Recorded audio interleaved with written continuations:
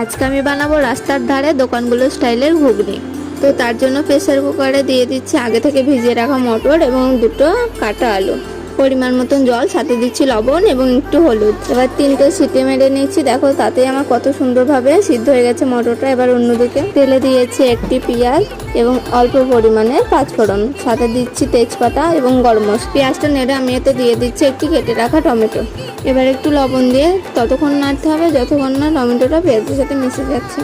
তারপর এক এক মশলাগুলো দিয়ে দিতে হবে। দিলাম আদা রসুন বাটা এবং হলুদ, জিরে গুঁড়ো, ধনের গুঁড়ো এবং শুকনো লঙ্কার গুঁড়ো। ভালোভাবে নেড়ে আমি একটু জল দিয়ে দিচ্ছি মটরগুলো।